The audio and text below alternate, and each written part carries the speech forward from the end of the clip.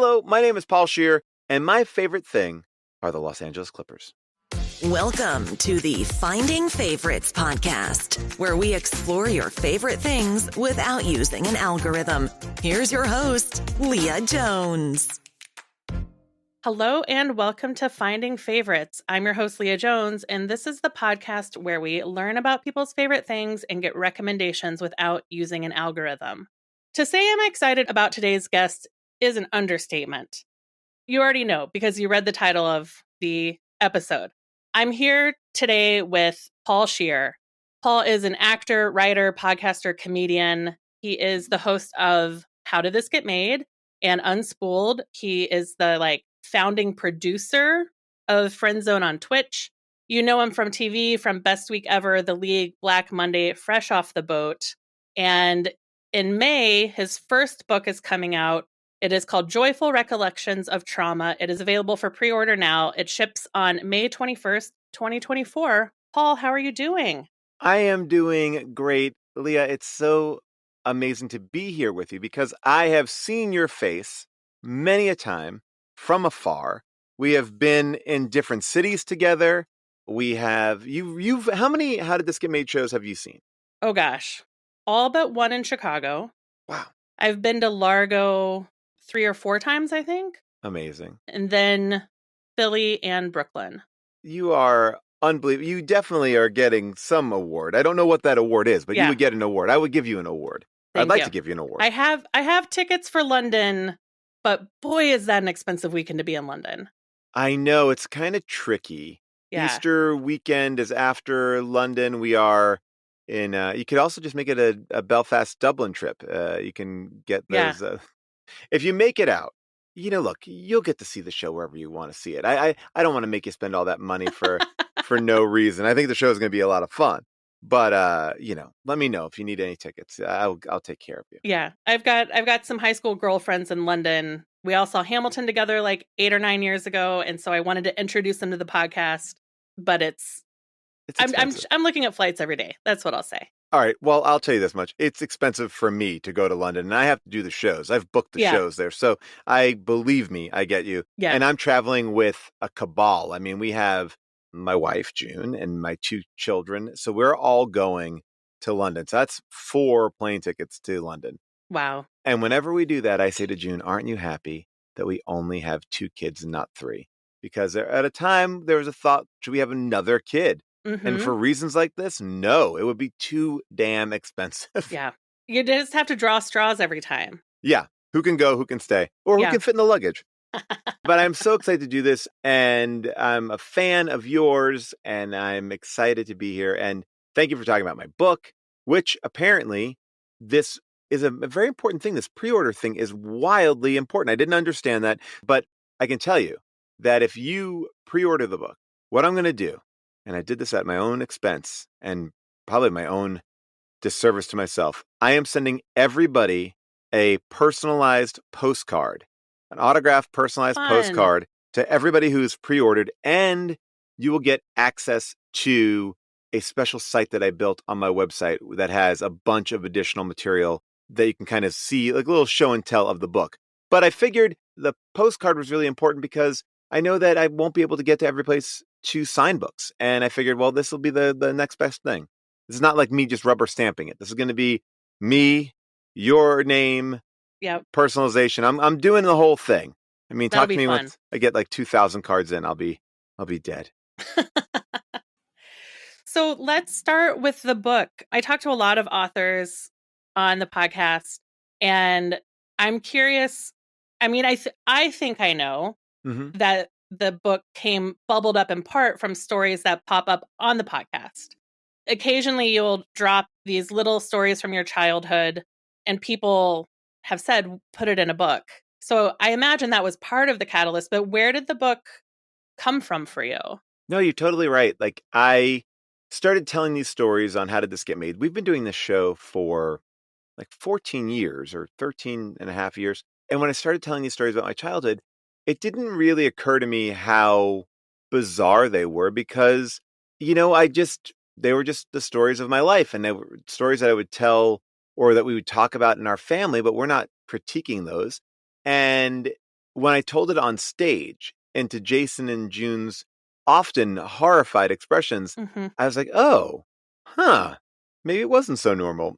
And you're right. People were saying, oh, write a book, write a book. But I felt like everybody writes a book. I felt like there's so much book writing out there that I didn't Mm-hmm. want to just like add to that pile. I knew that there was going to be a difference between a bunch of funny anecdotes versus a book. And I took that really seriously. So I started to write a little while ago, and knowing that the stories I tell are just one part of the story. There's a lot more there. And if I wanted to go there, I'd have to go a lot deeper and tell the full story. So that's really what I did. And I started writing. And once I felt like I had about 60 or 70 pages, I found an agent and I got some notes from them. And then we went out and pitched it. And then once I sold the book continually changed every draft. Like I just handed it in a few weeks ago, the final copy edited version. And every time I got it, every time I looked at it, something changed about it. And it was like a continual crafting of this book. And I'm really happy with it. I think if you're a How Did This Get Made fan, you will get the stories that you want, I think. Mm-hmm. But I think you're going to get something unexpected in there as well. I also, sadly, felt like I need to write another book because I barely scratched the surface. I feel like, oh my gosh. But this book is like very thematic. It's not like the story of my life. It is a story about really a part of my life, really, Mm-hmm. which is like kind of from being parented to becoming a parent, really, would be like the story that kind of tracks in there. Nice. Are you planning any launch events yet, or right now you're focused on pre-order, making Oh, that happen? no, we're going to do it up. We're going to be in DC. We're going to be in New York and Chicago. Oh, yeah, we're going to be in Chicago doing a big Great. show there. Yeah. So there's going to be a lot of events coming up. I have a big, giant plan that I can't reveal just yet. But All right. if I'm able to pull it off, I'll be very, very excited. But yeah, I'm trying to make it. Look, I understand that buying a book, buying anything, asking anyone for money in this economy, in this moment right now, I take that very seriously, whether it's doing our shows live or, you know, to me, I am a fan. I'm a fanboy. I love the things that I love, and that's why I'm Mm-hmm. excited to be on the show today.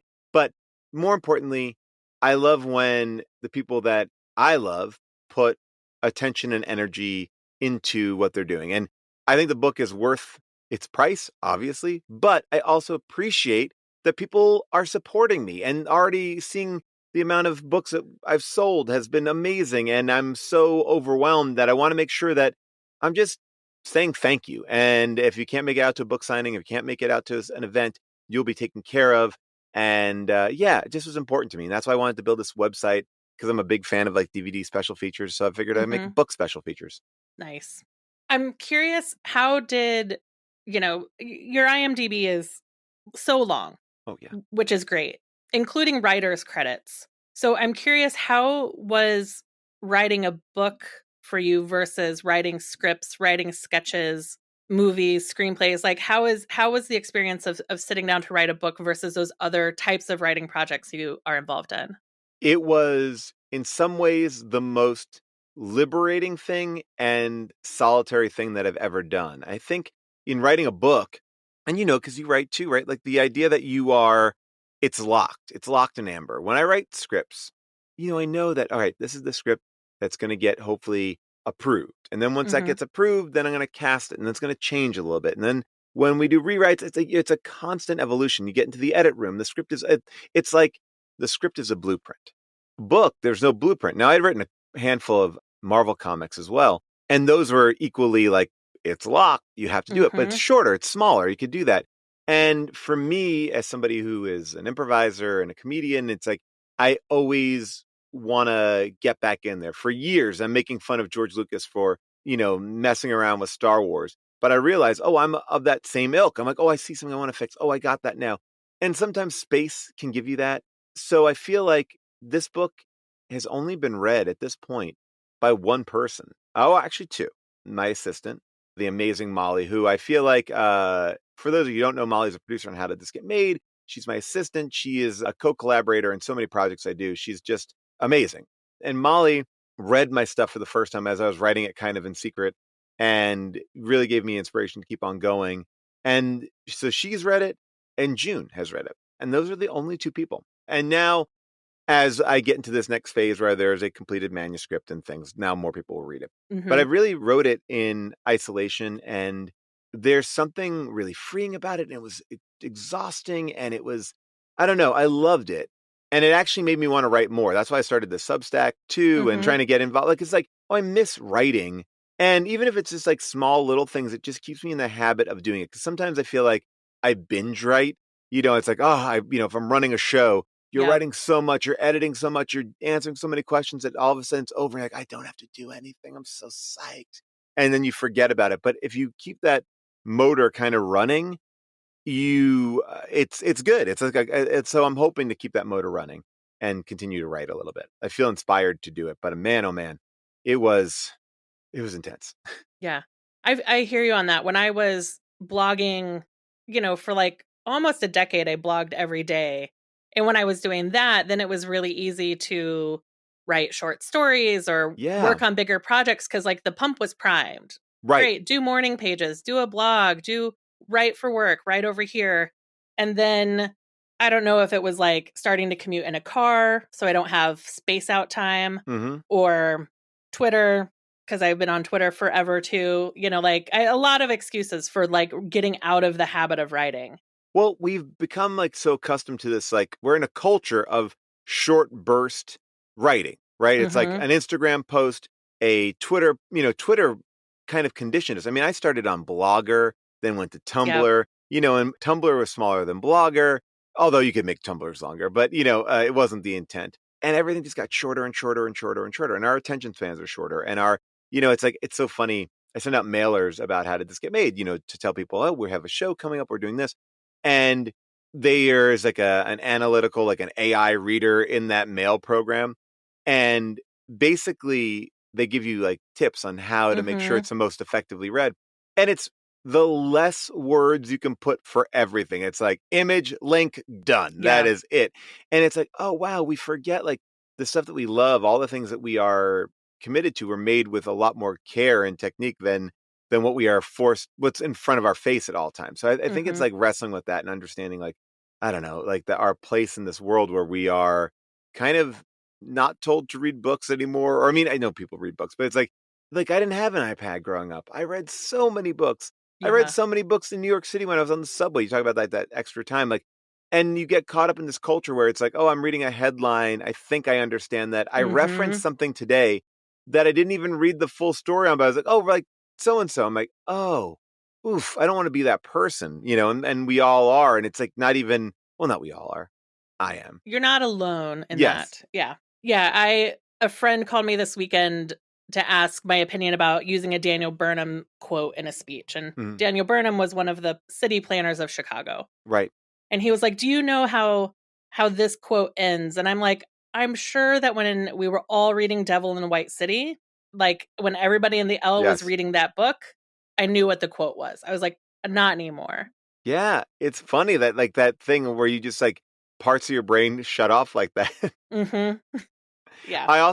There's a joke that I wanted to do in my book that I didn't get a chance to do, where I didn't figure out exactly how I wanted to do it. But, I wanted to put a quote in the front of my book because I feel like everybody has these quotes. And I'm like, where are you getting these quotes? Like, is this important to you? Or did you just like find a quote? Did you type in like hard life quote? Here it is, and, I was like I was toying around with like, here is a very, like, it was like, this quote is here because I want to make my book seem more important. And it was me quoting myself saying that, so I just was like, I was just trying to figure out. You should have quoted the Blues Travelers, Ah. their song about writing a good pop song. Ooh, what is that? The hook brings you back. Oh, all the lyrics of the song describe how to write a pop song. Oh my gosh. I remember that song. Yeah. Wow. That's great. All right. I'm going to check that out. Yeah. Maybe I'll put it in. Maybe I can sneak it in there. Yeah. It's a great, it was their biggest hit.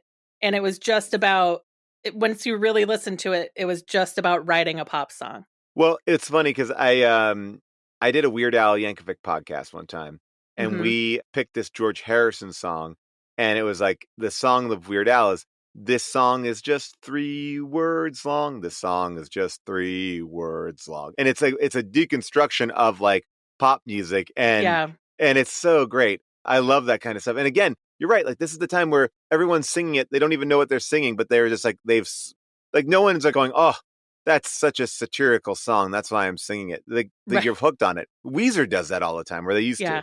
No, there were a lot of, I think college was when I found out that I only knew the Weird Al version of a lot of songs. Oh, I know. I probably know the Weird Al version of most songs better than the real songs. Yeah, Yeah. absolutely. Yeah. But I think that one in particular, I was aware enough of pop music that like I had heard the George Harrison song before the Weird Al song came out. And that was like one of the only times that had ever happened for me.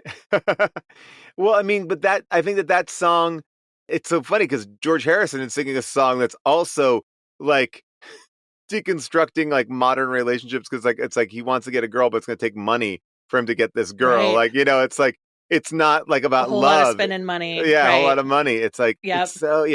It's like it's funny to have a parody song about a song parodying the modern like relationship problems.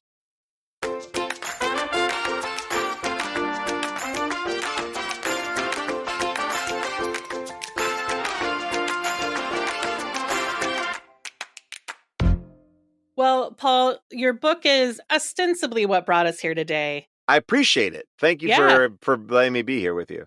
Yeah, the timing is great. But we're also here to talk about one of your favorite things. Yes, and I thought about this long and hard because I'm a fan of so many things. Unfortunately, and actually, it's funny that you mentioned this. This is what I talk about in my book. I can't put this stuff up in my house anymore. I have an Mm-hmm. office. A lot of these things that I love live in my office. And, whether that is like a sideshow collectible of Old Dirty Bastard coming out of like the subway in Brooklyn, or like, and I have an obsession with like toys that are somehow completely destroyed. Like there's an image of Iron Man from Spider-Man, the third one, No Way Home, the one with Mysterio, or maybe that's the second one, Okay. where like Peter Parker sees like Iron Man, like a zombie Iron Man rising from the grave. I have that right next to him, my Doctor Strange, who's also possessed by like the devil. Like I have these ugly superheroes. And then I also have tons of Funko Pops of weird things like the Mandalorian or a baby Grogu, or maybe I have baby, just Grogu. Like as a Macy's Day Parade float, I have like characters from Leftovers, Odd Job from Goldfinger, of course, Axel Foley. I have stuff that I've brought with me my entire life. I also have like a giant collection of Clippers bobbleheads. Now, I am a big Los Angeles Clippers fan, and I thought that I would talk about that because what's so interesting about that is, I think that people sometimes get turned off with sports. I think it's very Mm-hmm. easy to be like, I'm not a sports person.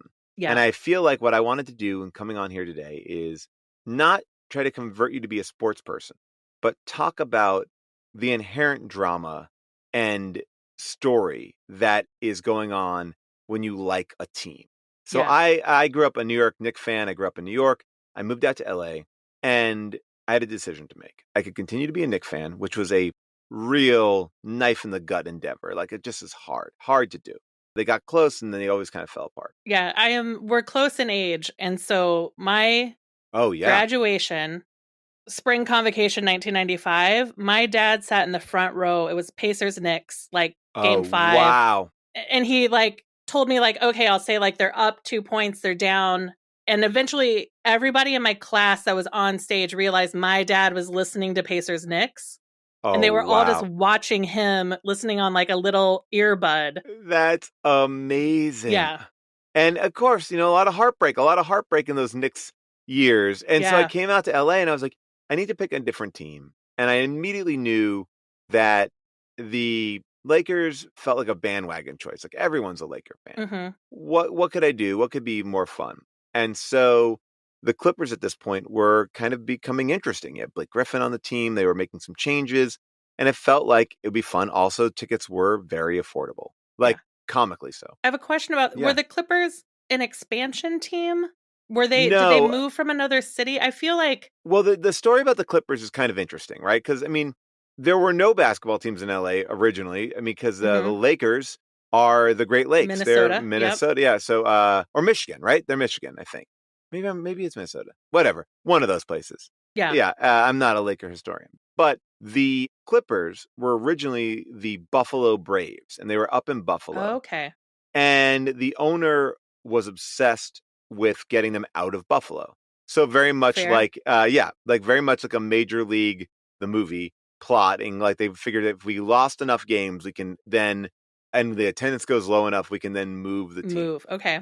So at this point, the Lakers have moved to Los Angeles, and this owner at the time buys them and moves them to San Diego. So they were the San Diego Clippers. The Buffalo Braves switched to become the San Diego Clippers, and the Clippers are clipper ships that would be out in the San Got it. Diego Ocean or Yep. harbor or whatever they have there.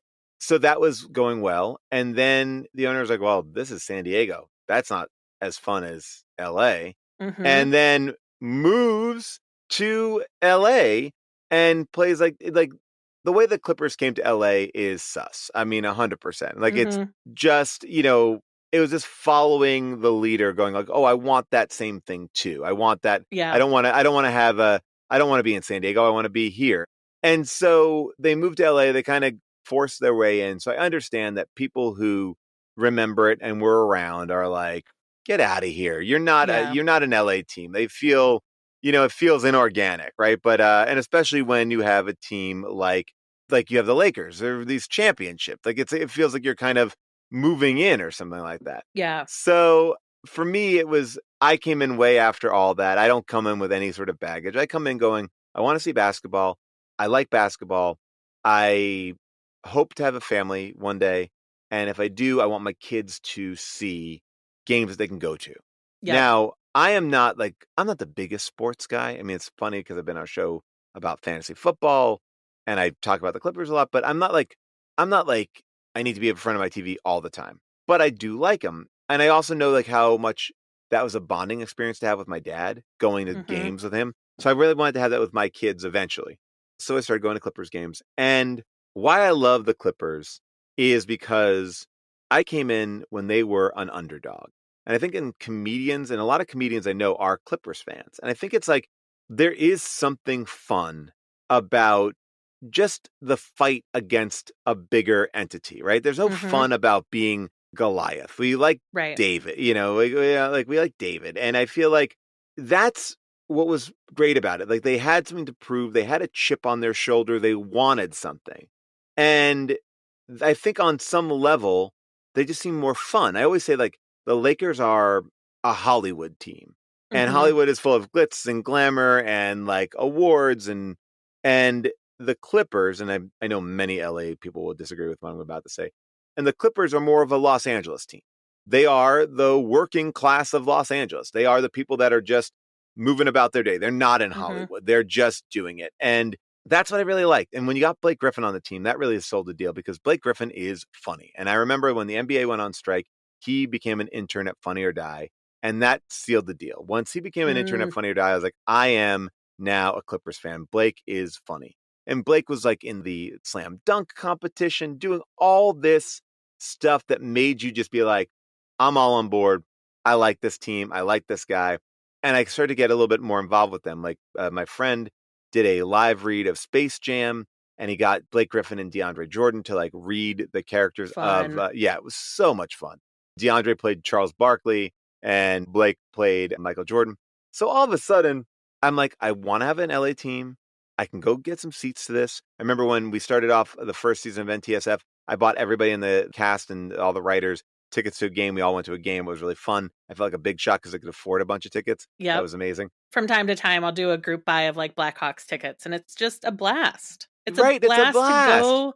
Live sports with a group is a ton of fun. It is a ton of fun. Yes. So now all of a sudden, this casual fandom starts to build. And I start to watch, and look, they're heartbreaking too. There's highs and lows, and then we lose Blake. And what I started to find in 2018, 2019, I think this like really locked in my Clipper fandom. There are these two guys that I love so much, Pat Beverly and Lou Williams. They led this team that had no superstars on it. Basically, the Clippers were getting ready to sign somebody big. That person would eventually become Kawhi Leonard and Paul George. but they needed to like get rid of all their salary so they could afford a Mm. big salary. Yep. So this season, the 2018-2019 season, no one expected anything of these Clippers. And these guys were a lot of players who've been on other teams, have been around that no one expected, like role players, like the character actors of our, of the basketball So world. they're league veterans, low Yes. expectations. Their day is done, but they're still in the league. Yes, and They're still playing, yeah. or they'll never be the all-star, but they got time. They got time left, Yeah. but they're just they've and man, oh man, they played this season. They played their hearts out. And every game was so much fun because even if they lost, it was like something was going on.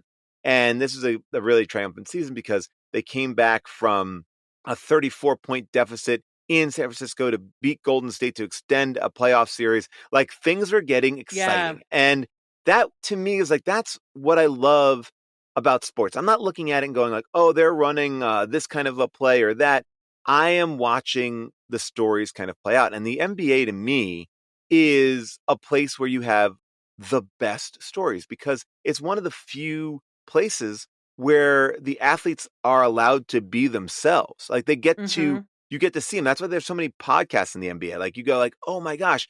And you get to hear them, whether it's like, Karl Anthony Towns, like lost his mom during COVID. It became a thing. It was like, not to minimize loss, but it became like, we're there with him. Like, and like that team that I loved, the 2018-2019 Clippers, they like Lou Williams got the Sixth Man of the Year award that year. And it was like, oh my God, like this guy, like on a team where no one expected anything of this guy, he wins this major NBA award. And I feel like that's the kind of stuff that gets very soap opera-y, very like, I mean, it's very much like a Bravo thing where you're like, but it doesn't come right away. You have to kind of commit. And I feel like in the past when I got into sports, I'm like, I like all of the NFL. Like I'm like Rob Lowe wearing that hat just says NFL at an NFL game. Like, no, you have to find a team and get into the nitty gritty. And it's not about wins and losses because like no matter what, you're going to be with them. It's not about like like it's you're adopting a dog. Like, on some level, it's like, yeah, that through thick or thin, you're going to be there. And it's like, and I know you're from Chicago, like, or you're in Chicago right now. It's like, that's such a sports hub. Like, that's such a, people are live and die by these teams. And I think what it is, and maybe this is a bold thing to say, but for people, let's just say this. If I'm going to be very stereotypical, I'll say, all right, well, a majority of men are into sports. It seems like that's like, it feels like sometimes the energy is like men do sports. That's what we like. And I think that the reason maybe for that on some level is because it allows them to experience different types of emotions. Like the same way that like I might watch, a great movie or even a Bravo show. Like Bravo, I think is so fascinating because it captures, I think, such a wide swath of people and women and relationships. And I think that's why Andy Cohen's a genius and why every woman I know loves Bravo. And a lot of men too, myself included. But it allows you to kind of have these emotions. I remember the first time I showed my kids E.T., they were crying. And I was like, oh, this like affected them. Like it got through. And I was like, I want to make my kids cry more. Like I feel like I've watched so many stupid Paw Patrols and all this other stuff that has no like emotional core. And I just realized that like that's such an important part of our life to have ups and downs and emotions and tremendous excitement. Like last night I went to a Clippers game and they were down the entire game. And in the fourth quarter they came back. It was like a 41-15 quarter, right? Say a 22-0 run in the end of the fourth. And I went from being like, oh, this is a bummer. My kids are here. This is not fun. To like leaving. And I was on a high all last night. And it's not like I could do that or I want to do that, but it's like, it's giving you these emotional ways to connect. And I feel like the way that people kind of talk about sports sometimes is, well, you got to know this person has the highest scoring record or this or that or this or that. I think you got to go real micro and you have to go like, what's going on here is these guys used to be former teammates and they didn't like each other. Now watch out for this, like, or this, like, and get in slow and get in easy, learn about the team, find the team, like what, embrace it. It becomes a cast of characters. And when they leave, it's sad. It is everything that I love about TV. It's like there's drama, there's stories. Will they make it? Will they won't? Will someone get injured? What happens when some people get injured? Like, you read into the press conferences, it becomes something. It's like, I'm not here looking at a betting line and going like, guys, get into betting. But it's like, it's about like, I think finding the humanity in these teams and seeing how that really can make you a better person in a way. Yeah. There was a moment when I was like obsessed with Hamilton, and it was in Chicago for like 3 years. Let me ask you a question. How many Hamiltons did you see? Like, not of Chicago, but because I want to talk to you about this as well. Like, I saw Hamilton in LA, I saw Hamilton in New York, and I saw Hamilton on Disney Plus. How many different people did you see come through Hamilton?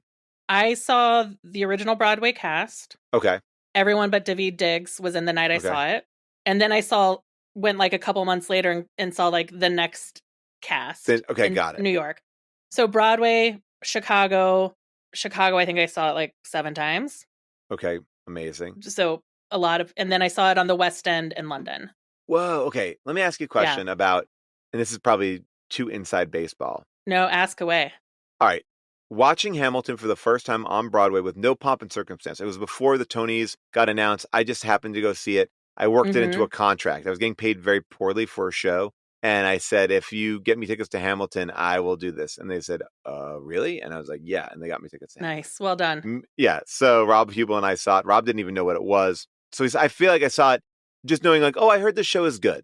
That's how I love the New York version. I was blown away by it. I was like, oh my God, everyone needs to see this New York version. Now I will say, when I saw it in LA, I thought the casting was even better. Like, I felt like I saw the show differently. Did you feel like you saw the show differently with different casts? Like, that you're like, oh, it almost like the show took on a different thing in a way. So I think I am very grateful to myself for buying myself a ticket to see the original cast, right? Yeah. Like, that was peak single business lady thing to do. Like, fly out for a Wednesday night Hamilton. I was always really bummed I didn't get to see Javier, who co-created Hamilton with Lin. Yes. Because I think, and I hope someday my paths cross with Lin-Manuel. I adore him. He's the weakest Hamilton. There you go. I mean, like this is... Miguel, who was in Chicago and who just retired from the role after like 2,000 shows on Broadway. Over the course of Hamilton in Chicago, his daughter, who was born with epilepsy, passed away.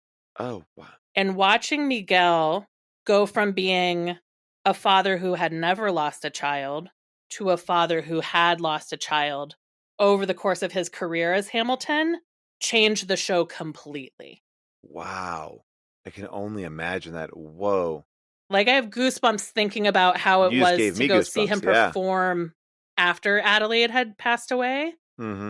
And then I just saw the most recent cast, and they are having so much fun. They are making it their own. They are no longer trying to, of course, the choreography is the same, right? Right. But they are no longer trying to replicate Broadway.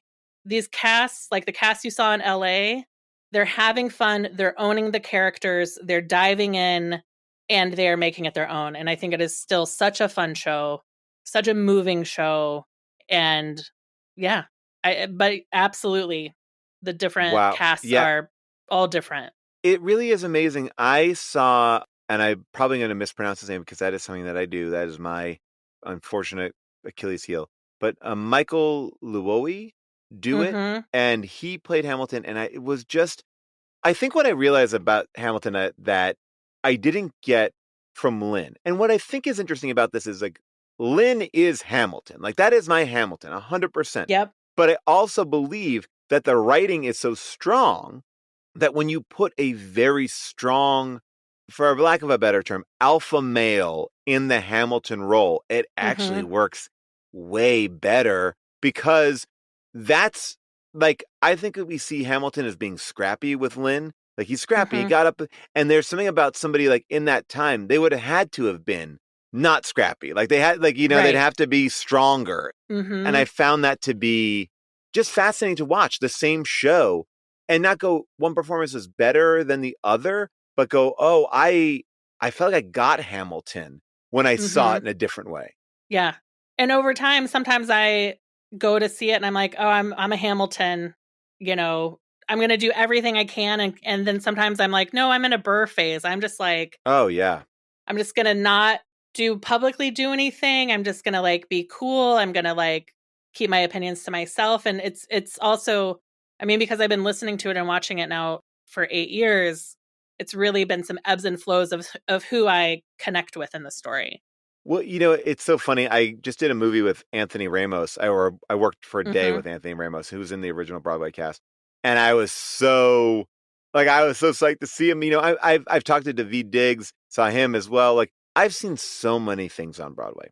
I grew up in New York, so when I was a kid, seeing Broadway was not financially out of reach.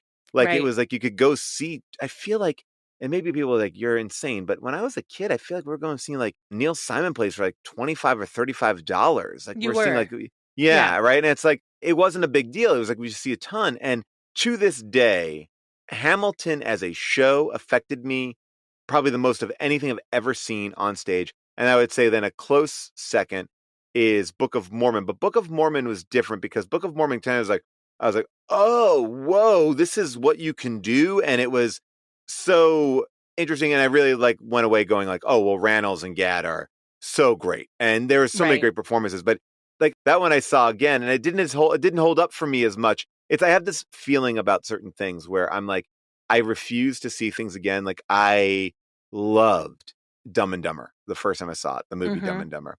I refuse to ever watch it again because I laughed so hard, and I was so excited to take June to go see Book of Mormon. And maybe it was the company that we saw. Who knows?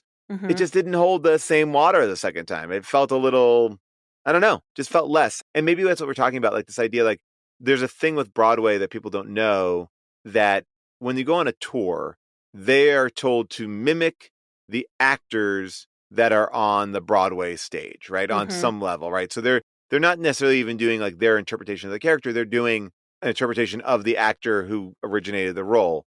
Yep. And that's hard. It's hard. And sometimes, it's like you lose a little piece of personality. But with Hamilton, I felt like that never really happened. I feel like everyone kind of stepped into their own role, but that's maybe because the writing is better. I don't know.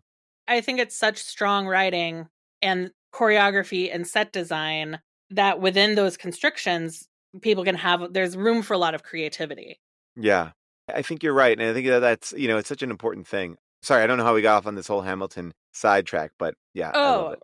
I remember. All right. Is that getting into Hamilton for me was the thing that I was like, you know what?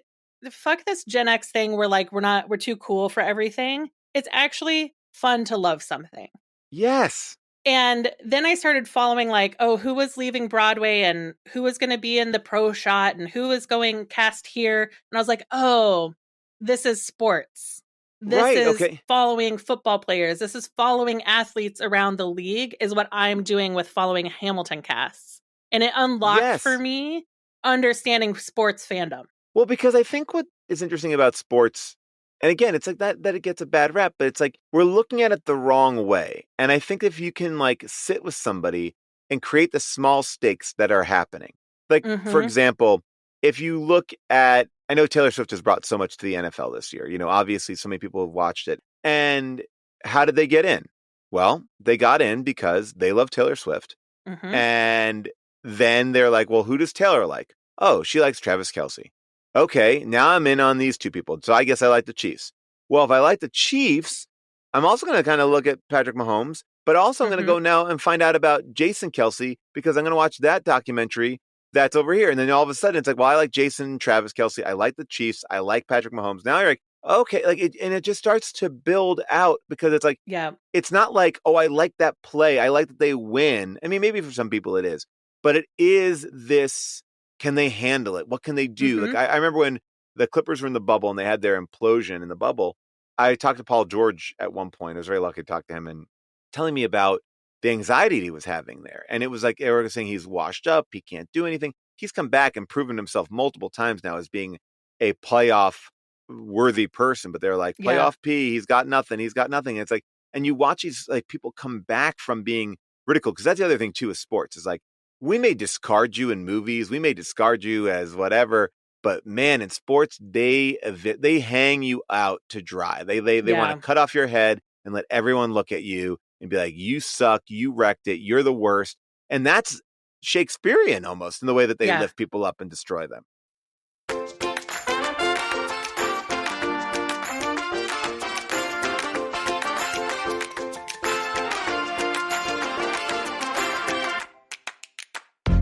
Paul, I'm curious about the game experience for you and your family. Mm-hmm. Do you have key foods you like at the stadium? Do you like to get there early for all the pre-show? Do you want to be there for like all the games and stuff? Or are you there like at tip-off? Here's how I do it. If I have my druthers, I have my whole plan out. First of all, I am not a fan of human beings wearing basketball jerseys out in public. I feel like it's a hard look to pull off, but I have made an exception. When I go to Clippers games, I will wear a basketball jersey. I will normally put it under something I'm not just showing my armpits either. So that's one thing. I always am in a costume when I'm going to a game. And it could be subtle. It could just be a jacket. I bought 2 vintage jackets on eBay. It could be, a hat, but I am repping on some level. Okay. Got that. I do like to get there for the Clippers games. And I think a lot of these stadiums have like fireworks and stuff like that for when they come out of I like that. I don't need to get there earlier than that. But my secret trick is when I get into the stadium, I'll have access to start ordering remotely from the vendors. So I go in, I get my seat, then I get my buzz. Hey, it's ready. Then so I don't miss game time for it, and Smart. And with kids now, they love the halftime entertainment. So I used to get up and walk around and see what's up. No, my kids are like, we want to see the dog on a balancing beam. We want to see the kids play basketball. So that is my thing. As far as leaving early, I don't often do it. I will sometimes do it in the case of 2 things. If the game is just bumming me out, I'll leave early. And it's like if there's no chance of a turnaround, and I'm talking about, 5 minutes left in the fourth quarter. Like it's like, and we're down by, too much. It's like, so I can tell when my kids want to leave, I will leave early, except if it's a playoff game, then they have to fall asleep on me. I'm sorry. They asked to come. That's what I'm not leaving early for a playoff game. And I'm not a funny watcher of the game. Like I sit near funny watchers who like will shout out really clever things, and mine are always too complicated when I try to get it. So I just stick with the boos and the yays, and and I like to jump up out of my seat a lot. I will say that the best like not cat call, but like the best yelling, like taunting I've ever heard. Now I'm up in this section. I have my season tickets there. I'm looking down. We're playing a team where there's a player called Christian Wood. Deadly silent in the arena. Like it's just like it's a low key game, like a Tuesday game or something like that. And all I hear is, Wood, no one likes you. You have no friends. And I thought that was the funniest thing. You have no friends. Like it was like, what a way to like call. No, you have no friends. No one likes you. And it made me laugh so hard. I only wish to be able to throw something like that out there. I get too complicated. Will you travel for Clippers games, or if Clippers games are happening when you're traveling, will you go to them? Yes and yes. So I have traveled to Phoenix for a playoff game, and there I try to be respectful as a opposing fan. I understand that I'm surrounded by fans of their team. I don't want to be that annoying person because I hate it when I'm around that. So I keep my jersey tucked away till the tip-off, throw it on. The game is over, take off that jersey, walk out. I figured I was going to avoid any big conflicts. So I do that. But my son and I have been going to games. Our new rule with each other is we'll pick an NBA game and we'll go anywhere that NBA game is. And we love doing that. So we just go off as a little treat to ourselves. And what I like to do there is not go when the Clippers play, because then we like to root for the team. So last year we went to go see Golden State, and we rooted for Golden State. It was great. I don't want to be, it actually makes going to an opposing stadium more fun It's like, all right, tonight we'll be Hawks fans. Tonight we're going to Yep. be Sacramento Kings fans. And then you actually get to experience the culture of the place. I went to Oklahoma Thunder game a little while ago. I was like, that's the way to do it. You got to experience the culture. You can't be, an enemy in plain sight. Nice. I will tell you the thing that I grew up in Indiana. So what I always loved about, so like Larry Bird played basketball in my hometown, college ball in my hometown. And what I always loved about basketball is it's also one of the only sports where things actually can change until the buzzer goes off at the end. Yes.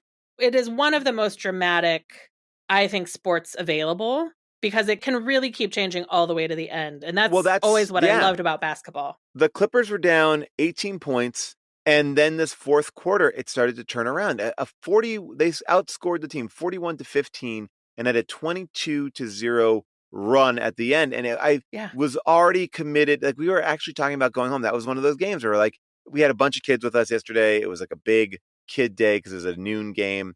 And we're like, let's go home. I mean, it's like, I don't, it was just a bummer. But when it turns, oh my gosh, wow. And that was, I mean, like I said, I was like on cloud nine. So is there anything about the Clippers, being a fan of basketball, that I haven't asked you about that you'd be sad to leave without saying? Yes. Thank you. So here's the thing. I talked about the underdogs, right? And I talked about having, like, picking a team like that. Now, the Clippers are one of the handful of NBA teams that has never won a championship. Wow. So that is really interesting, right? Like, that's like they have no banners to hang. They have no trophies. They are a team that was owned by this incredible racist, think like Donald Trump, but I was going to say, but a slumlord, but that's kind of what Donald Trump did too. So the same. It's like a West Coast version of him. West Coast Trump with maybe more actual money. Yes. Oh, 1,000,000%. Had money. No, a successful Donald Trump. Yes. Yeah, I would agree.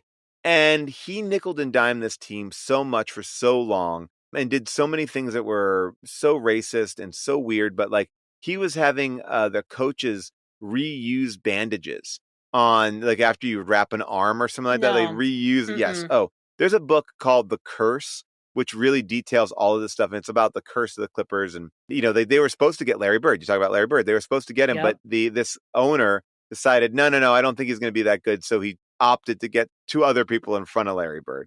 Right. So it's like that kind of, they've made all these mistakes. So there's something really fun about supporting a team that has never really made it. So I know when I talk about the underdogs, so you go in the highs and the lows. And the way I always say it is, like, when they've had I don't even say bad season, because every season is like, sometimes it's disappointing. Mm-hmm. I never think I'm going to throw in the towel as a fan. I'm upset that we lost. I'm upset that we didn't fulfill potential, whatever. But I'm not ever going to walk away. It's like my children. They can make me angry. They can make me upset, but I will never walk away from them. But the thing that's so interesting about them is they do have this, like, larger thing on top of them. They've never won anything. So when people go, aren't you upset that they didn't do it this year? I'm like, I'm not, because they haven't done it any year. It's not like they're letting me down. This is what they have done. This is the team. Yeah. And if this is the year, great. And if it's not, great. It's like there's only up in being a Clippers fan, right? Mm-hmm. And I feel like that, to me, that's why I think you have Lakers fans right now this season in particular freaking out. And I think, I think Chicago's really interesting too, because the Bulls are a franchise that, yes, you had your Michael Jordan years, amazing. But it is a team that's like, you get, like, you understand what to expect as a Bulls fan. Oh, we think we can do it. Oh, we think this is going to work out. Oh, we think, okay. Oh, no, it doesn't. Oh, and you have had Pat Bev there too. It's just, there's a fulfilling feeling of not having much at stake. It's like, I want it to be good, but, like, I don't have to, like, worry about, like, where I think Lakers fans freak out is, like, fire everybody, get rid of them, do this, do that. And it's like, no. It's like, it's a process. It's a growth. It teaches you patience. Again, as the emotional core of all of us. And I do think that if we can do that, and by the way, if you go like, Paul, you have not convinced me. I don't like sports. I don't like basketball. I will never watch a game. Then all I'll say is this. If that is all true, watch 3 random 30 for 30s and then tell me you don't like sports. Because 30 for 30s are the ESPN documentary series that essentially is doing exactly what I'm saying. They're just saying, hey, this is the interesting story here going on. behind the scenes that you never got to see. The game is a secondary story to that. It's all about everything else. And that's what I'll say. So as somebody who is not like grown up in a household where we love sports, watch sports, I found it to be an incredible bonding experience. I find it to be, just something fun and alive. And it's like, oh, I can go watch a game and I don't know the outcome of it. I can't get ahead of it. I love it. So it gives you a lot to do. That's what I would say. Yeah, we grew up watching. We were a Bears house because my dad thought the way that the Colts left Baltimore was sleazy. Okay, I appreciate that. Yep. So we were a Bears house and Pacers. And yeah, absolutely. Growing up watching sports was a huge deal. I love it. And the Pacers is a fun team to be. I mean, Bears and Pacers. Fun. I mean, you also had the fun Bears too, right? Like, I mean, or is that, yep. Yeah. That's good. Yeah, it was good. Paul, where can people find you on the internet? I am at Paul Scheer everywhere that you want to get anything. I even just started a Substack now, and it's totally for free. Although people still gave me money, so now I feel like I have to do something special for those people. Because you know what? I want to make sure it is all worthwhile. But really, you can follow me anywhere at all. And I apologize ahead of time if I'm going to be banging the drum about this book. But I actually really love it, and I'm excited to share it with people. Great. The book is Joyful Recollections of Trauma. It's available for pre-order now. It ships on May 21st. Yes. Get the pre-order in, and now you guys know you're going to have a postcard to use as a bookmark. Yes, you are. You're going to get it. It's going to be great. It's signed. It's all real. Nice. You can follow Finding Favorites on Instagram, Finding Faves Pod. You can send me an email, findingfavoritspodcast@gmail.com. Rate and review on Apple Podcasts, Good Pods, or wherever you listen to podcasts. And keep enjoying your favorite things. Thank you for listening to Finding Favorites with Leah Jones. Please make sure to subscribe and drop us a 5-star review on iTunes. Now, go out and enjoy your favorite things.